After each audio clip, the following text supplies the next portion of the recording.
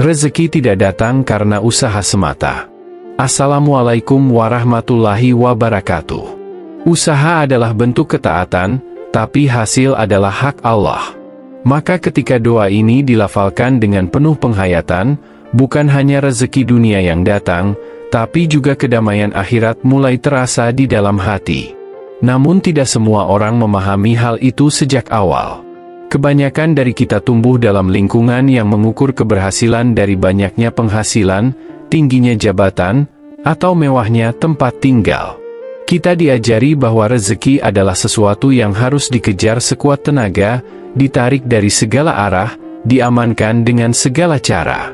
Tapi, sedikit yang paham bahwa rezeki juga bisa didekati dengan hati yang tunduk. Ada masa dalam hidup ketika semuanya terasa cukup, bahkan berlebih.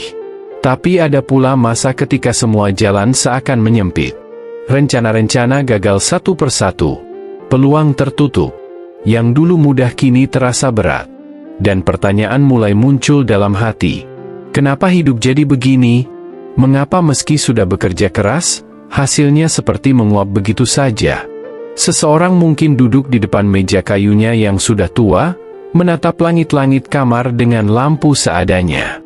Di tangannya ada secari kertas, daftar pengeluaran yang lebih panjang dari daftar pemasukan. Ia telah mencoba berbagai cara. Mendaftar kerja ke sana-sini.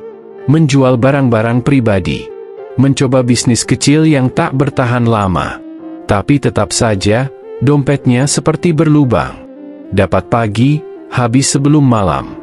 Dan yang lebih menyakitkan bukan hanya kekurangan uangnya, tetapi rasa gagal yang menyesakkan.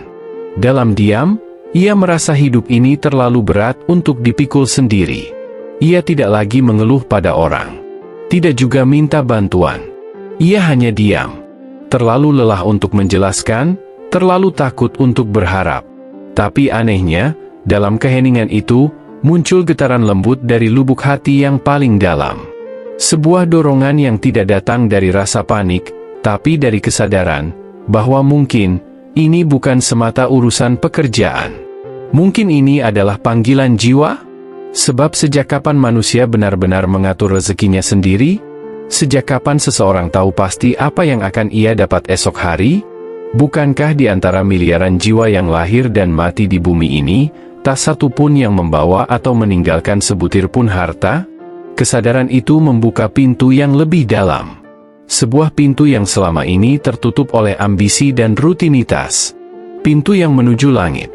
Dan di sanalah permulaan dimulai. Dalam sejarah hidup manusia yang penuh liku, tidak sedikit yang akhirnya menemukan petunjuk justru saat mereka terjatuh. Ketika semua hal duniawi mulai goyah, barulah mereka mendongak dan mengerti bahwa pertolongan sejati tak datang dari bawah, tapi dari atas. Bukan dari manusia, tapi dari Rabb manusia.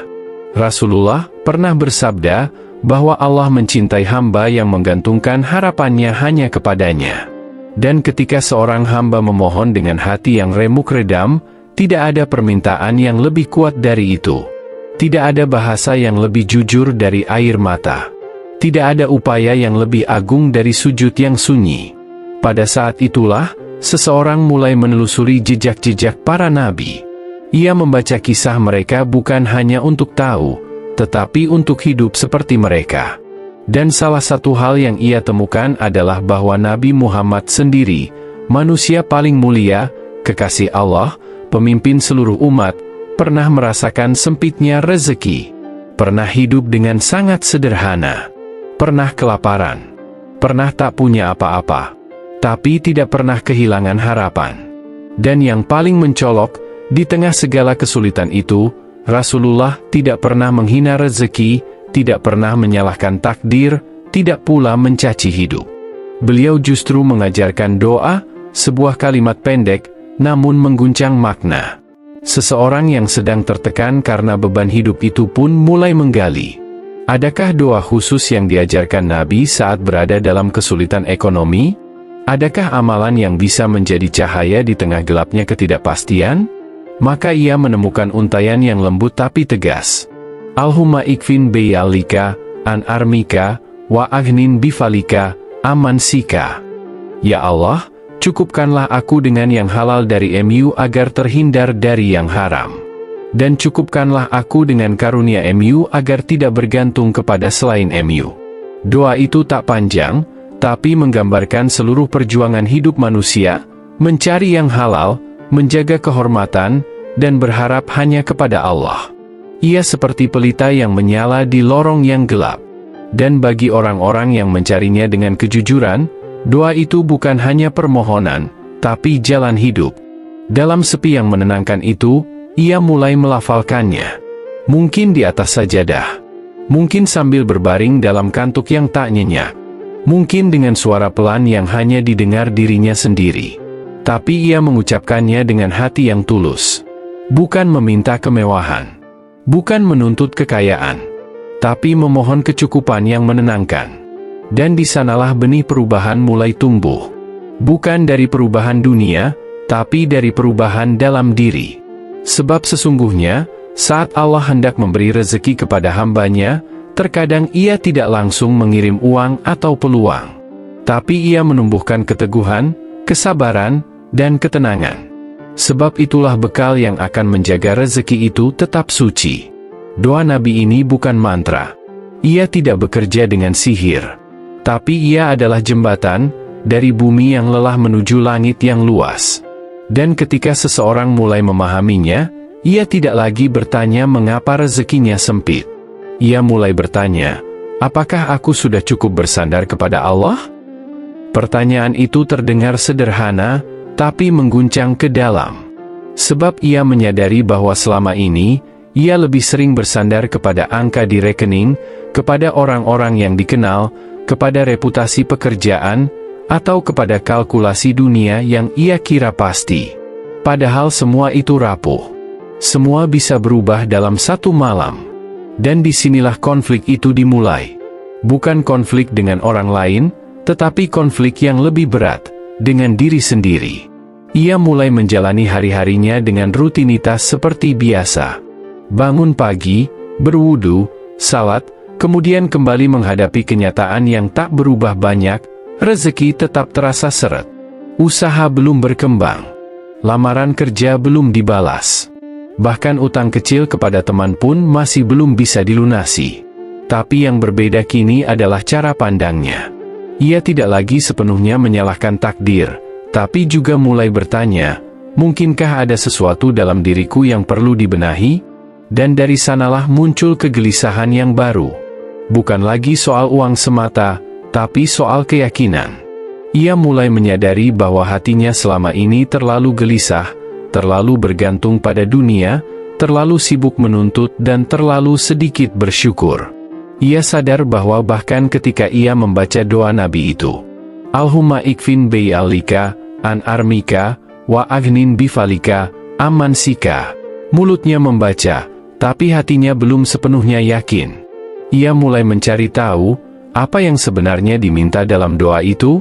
Mengapa Nabi Muhammad mengajarkannya? Dan mengapa kalimatnya begitu dalam? Cukupkan aku dengan yang halal agar aku tak terjerumus ke dalam yang haram. Kalimat itu seperti cambuk kesadaran. Sebab di saat banyak orang terburu-buru ingin kaya, tak sedikit yang kemudian tergelincir. Berani mengambil yang bukan hak, menjual kebenaran demi keuntungan, atau memelintir kejujuran demi kelangsungan hidup. Tapi doa ini adalah penolakan halus terhadap semua itu.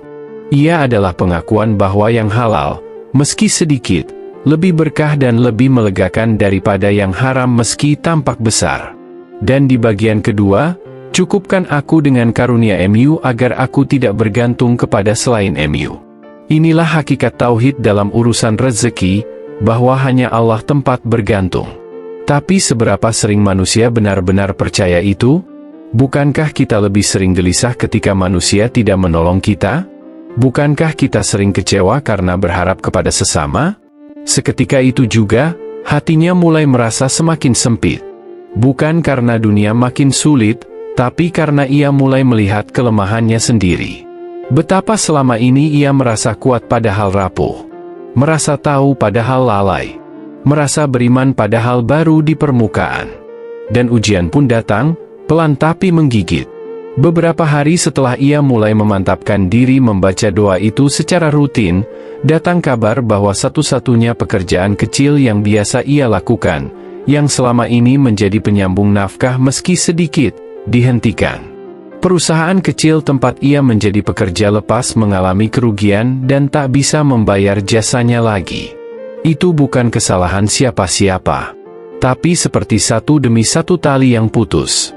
Dan kini ia benar-benar tidak tahu harus bertahan dengan apa. Ia sempat terpaku.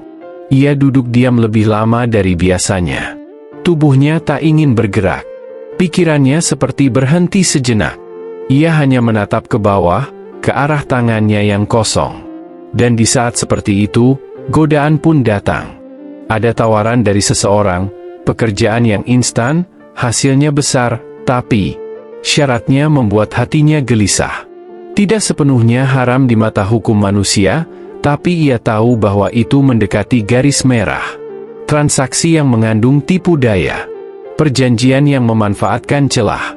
Uang yang bisa datang cepat, tapi bisa juga membawa kegelisahan yang panjang. Ia tahu, ini titik ujian. Inilah momen ketika doa yang ia ucapkan sedang diuji di dunia nyata. Apakah ia benar-benar ingin dicukupkan dengan yang halal, atau hanya mengucapkannya tanpa niat? Tiba-tiba pikirannya kembali pada untaian kata Rasulullah, bahwa siapa yang meninggalkan sesuatu karena Allah, maka Allah akan gantikan dengan yang lebih baik. Tapi, lebih baik, tidak selalu berarti lebih cepat. Dan kesabaran bukan sekadar menunggu, tapi memilih tetap di jalan yang benar. Meski tawaran menyimpang tampak mudah dan menggiurkan. Ia menolak tawaran itu. Dengan berat hati. Dengan perasaan kehilangan. Tapi juga dengan ketenangan yang aneh. Ia tahu ia sedang melawan dirinya sendiri. Dan sejak hari itu, ia mulai memasuki fase baru dalam konflik batinnya. Ia bukan lagi hanya menunggu rezeki datang, tapi juga mulai berjuang menjaga jiwanya tetap tenang. Tetap yakin.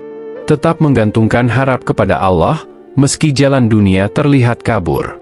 Malam itu, ia berdoa lebih lama dari biasanya. Bukan dengan banyak kata, tapi dengan napas yang lambat dan hati yang lirih. Ia tak memohon banyak hal, hanya ingin dikuatkan.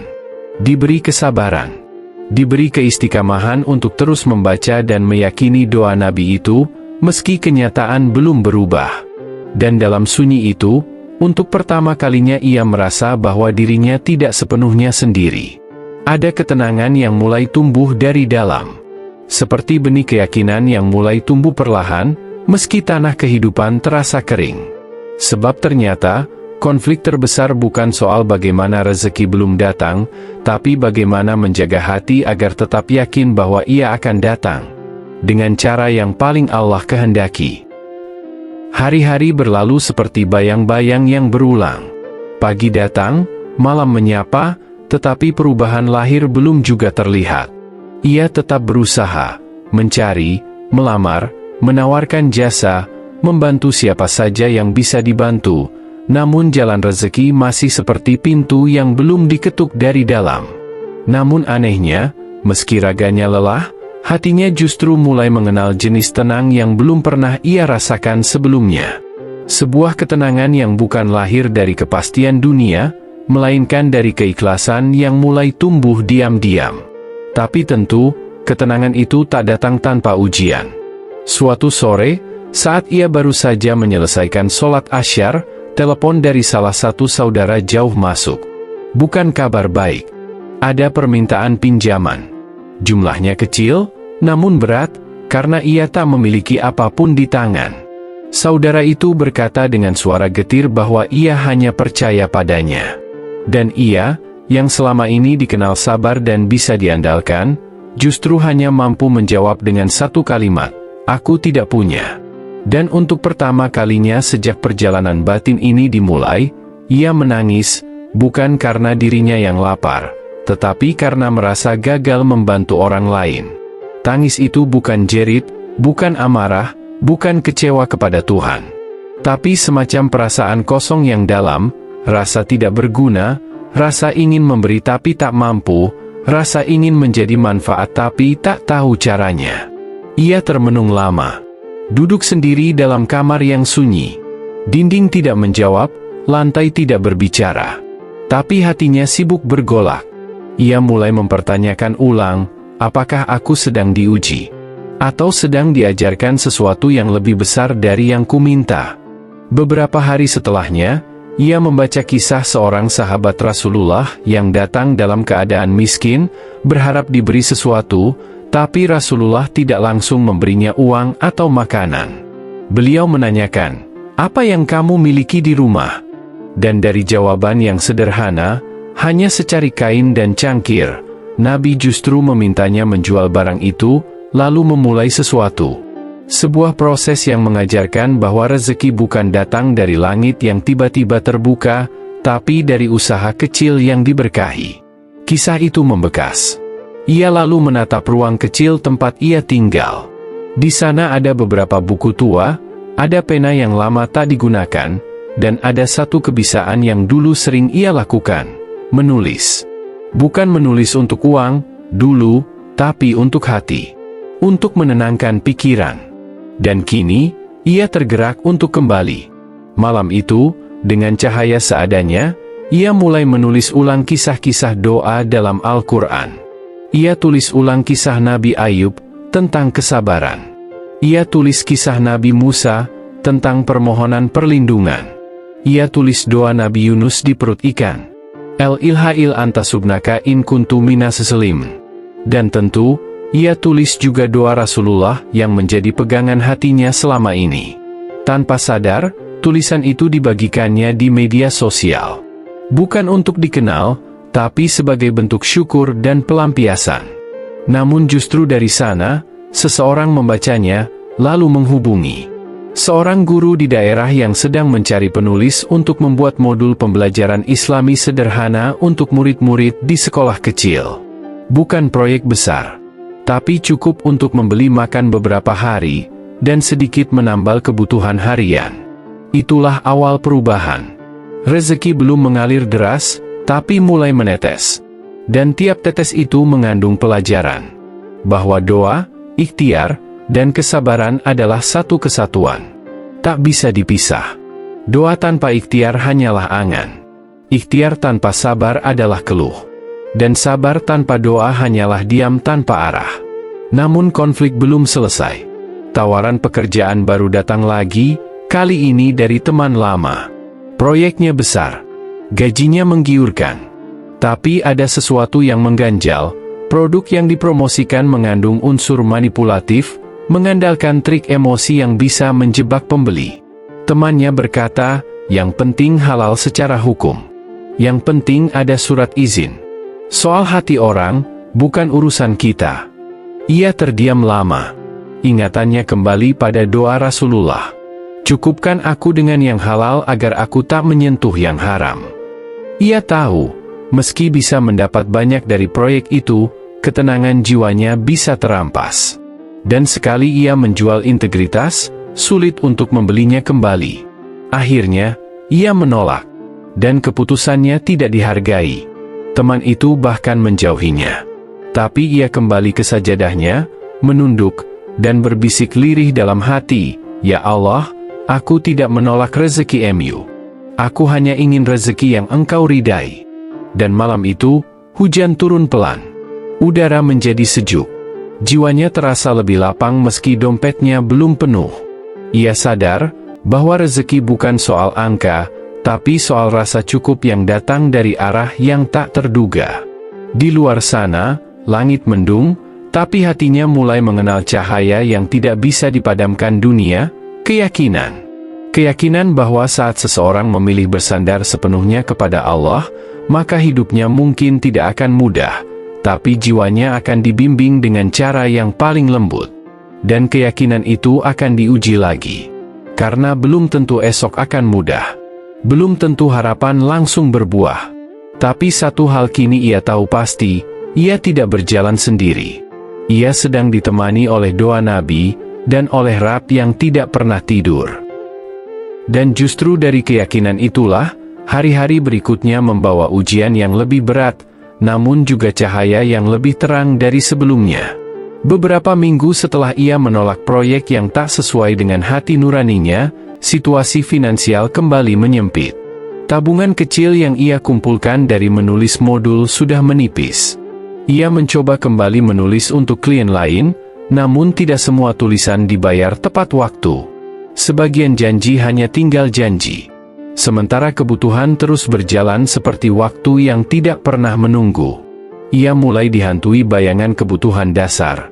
Makan, listrik, sewa tempat tinggal. Tapi kali ini, ketakutannya bukan tentang kekurangan, melainkan tentang pilihan.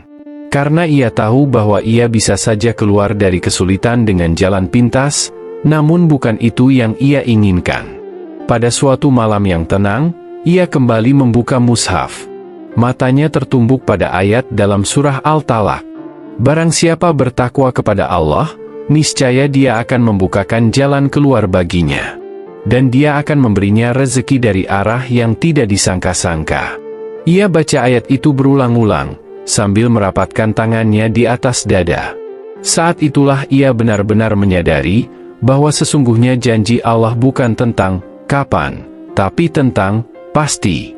Ia tidak lagi meminta kapan akan keluar dari kesulitan, tetapi memohon agar diberi kekuatan untuk tetap berada di jalan yang benar sampai pertolongan itu datang.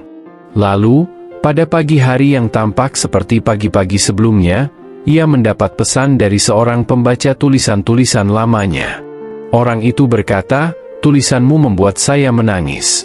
Saya merasa sedang diajak berdialog, bukan dibacakan ceramah. Bolehkah saya membeli naskahmu dan menerbitkannya untuk komunitas kami?" Ia terdiam. Bukan karena terkejut, tetapi karena kagum pada cara Allah menyusun takdir. Naskah yang ia tulis bukan untuk dijual, bahkan tidak ia anggap berharga secara komersial. Tapi seseorang melihatnya sebagai harta yang patut dibagikan. Dan bukan hanya itu, komunitas itu ternyata memiliki program berbasis keislaman, dan mereka sedang mencari pengajar tamu untuk sesi motivasi ruhani. Mereka mengundangnya untuk hadir sebagai narasumber, bukan karena ia terkenal, tapi karena mereka merasa bahwa ketulusan dari kisah-kisahnya bisa menyentuh jiwa. Ia ragu. Ia bukan ustaz, bukan pendakwah, bahkan bukan siapa-siapa. Tapi orang itu berkata, "Kami tidak butuh orang terkenal. Kami butuh yang bisa bicara dari hati." Maka dengan penuh rasa takut namun juga syukur, ia menerima. Hari itu menjadi titik balik. Untuk pertama kalinya, ia berdiri di hadapan belasan orang, menyampaikan kisah bukan dari atas podium tinggi, tapi dari sudut kecil ruangan tempat mereka duduk melingkar. Ia tidak membawa banyak dalil, hanya bercerita tentang bagaimana doa bisa menjadi pegangan ketika logika tak mampu lagi menjelaskan. Ia kisahkan bagaimana doa Nabi Muhammad saat kesulitan rezeki telah menjadi pelita dalam lorong gelap hidupnya. Dan ternyata, setiap kata yang keluar dari mulutnya bukan hanya menyembuhkan dirinya, tapi juga menggetarkan hati orang-orang yang mendengarkan. Beberapa dari mereka menangis, sebagian datang setelah acara dan berkata bahwa mereka juga sedang mengalami hal yang sama. Bahwa mereka juga pernah merasa ingin menyerah. Tapi kini, mereka merasa tidak sendiri. Setelah itu, pintu-pintu mulai terbuka perlahan. Ia diminta menulis naskah kecil untuk komunitas lain. Diminta menjadi narasumber di tempat berbeda. Bahkan ada yang membayar bukan hanya dengan uang, tapi dengan makanan, hadiah kecil, dan yang paling berharga, doa. Rezeki pun datang. Tapi bukan dengan dentuman emas, melainkan dengan suara lembut dari langit. Allah tidak menurunkan hujan uang, tapi menurunkan rasa cukup yang menghapus keluhan.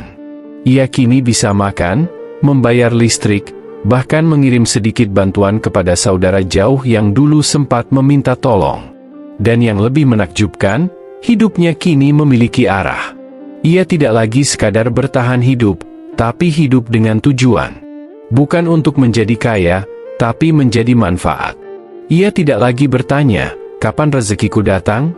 Melainkan, "Sudahkah aku layak menerima titipan Allah hari ini?" Namun, ujian terbesar bukan saat kekurangan, melainkan saat kecukupan mulai hadir. Karena saat hati merasa cukup, seringkali muncul godaan untuk merasa aman, lalu lupa. Maka malam itu, dalam keheningan yang sama seperti malam-malam sebelumnya, ia duduk sendiri, kembali membaca doa yang sama. Allahumma kfini bihalalika, an haramika, wa aghnini bifadlika, amman siwaka. Ya Allah, cukupkanlah aku dengan yang halal dari MU agar aku tidak menyentuh yang haram, dan cukupkan aku dengan karunia MU agar aku tidak menggantungkan diri pada selain Engkau. Ia tahu, perjalanan belum selesai. Doa bukan pintu menuju akhir, tapi jalan menuju penguatan. Dan kini, ia lebih siap menghadapi apapun yang akan datang. Bukan karena ia merasa kuat, tapi karena ia tahu kepada siapa ia bergantung sepenuhnya.